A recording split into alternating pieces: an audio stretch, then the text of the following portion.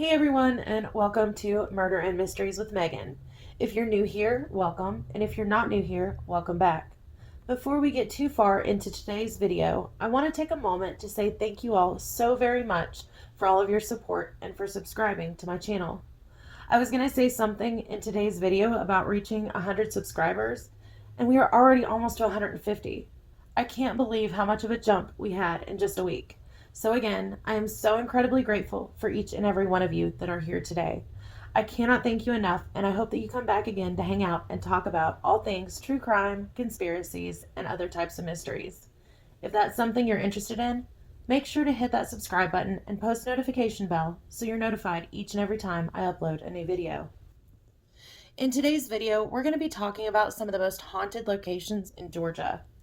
I'm sure, like a lot of you, when I think about haunted locations in Georgia, my mind immediately goes to Savannah. However, in today's video, we're going to talk about haunted locations in Savannah as well as other locations around this state.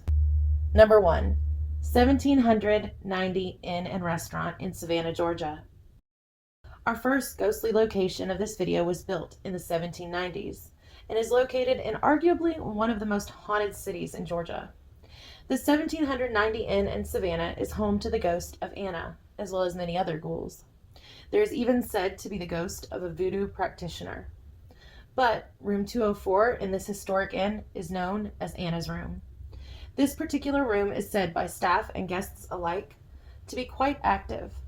Items will be moved around, rearranged, or even sometimes they end up missing altogether. Lights will flicker in the bathroom and in the bedroom. Others say that while they're laying in bed at night during their stay, they will hear sobs of a woman in the corner, their sheets being pulled by something unseen, and even female guests have reported that if they sleep on the left side of the bed, they'll be pushed off because that's Anna's side of the bed. The story of Anna is told of a young woman who was in love. However, her lover betrayed her, and when he did, she threw herself off the second-story window balcony. So is this Anna the one who haunts room 204? Or is it perhaps something a bit more sinister? Number 2, the Windsor Hotel in Americus, Georgia. The Windsor Hotel opened up in 1892, and many people have come and gone. However, some of its guests would never check out. The stories of this hotel in Americus, Georgia are told about 3 different individuals who are said to haunt the halls to this very day. Employees tell about a housekeeper named Emily May and her daughter who lived in the hotel during the woman's employment there. However, on one fateful day in the early 1900s, both Emily May and her daughter Emma were said to have been pushed down an elevator shaft to their deaths by Emily May's lover while they had been arguing on the 3rd floor. Guests have reportedly heard a child's footsteps running up and down the hallway and seeing a woman in a long black dress in the reflection of a mirror. There are reports that at times eerie screams of a woman and laughter of a child will be heard echoing through the hallways. But when searched, no one's there. Reports of lights flickering, pots and pans flying off of the countertops, and more unexplainable experiences have happened on the 3rd floor of this hotel. The 3rd ghostly guest in the Windsor Hotel is said to be that of the former doorman of 40 years, Floyd Lowry.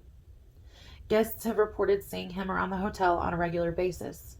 Some even report having a man help them to their room with their luggage, only for their description of the man to be that of the former doorman.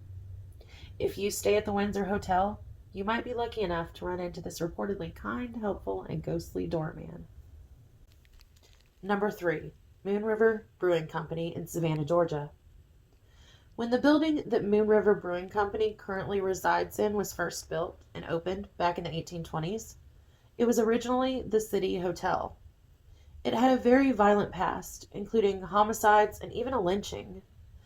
After it closed its doors as the City Hotel in 1864, it was actually used during the yellow fever outbreaks for patients to reside in.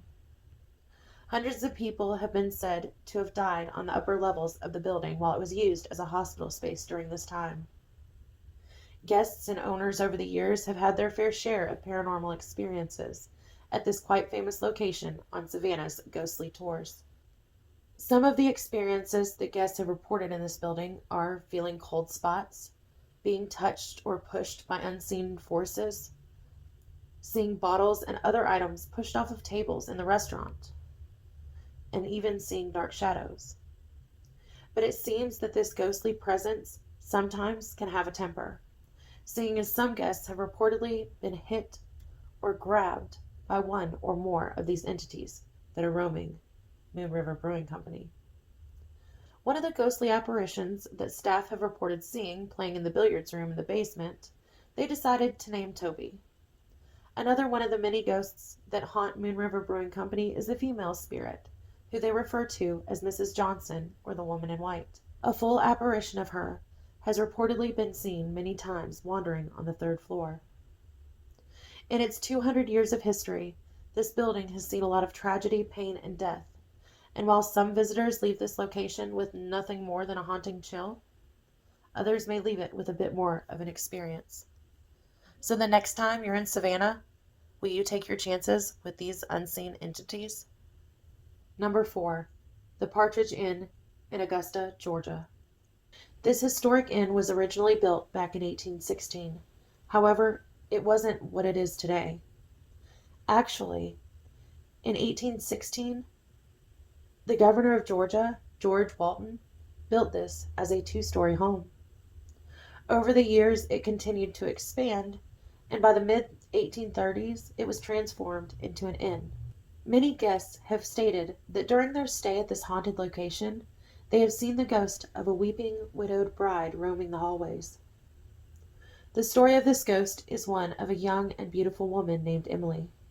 Emily was actually staying at the inn in the mid-1800s, awaiting her fiancé to arrive for their wedding, and she was making all of the finishing touches for their upcoming nuptials. She was so excited, smiling, laughing, and dancing. Her heart was bursting with love and happiness. But unfortunately, this is not a happily ever after type of story. And as Emily was staying at the inn, and the day grew closer that she was to marry her one true love, a messenger arrived at the door to meet this beautiful young woman.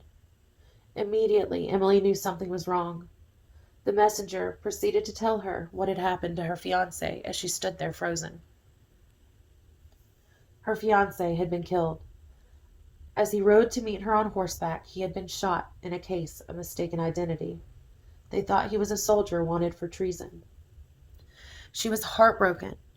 In the weeks following the death of her love, Emily refused to take off her wedding gown. She was filled with loss and despair. She never again would fall in love, get married, and she would die alone of a broken heart. This heartbroken apparition that guests report seeing roaming the halls of this Augusta Inn is said to be the one of Emily, waiting for her lover, for the two to once again be reunited.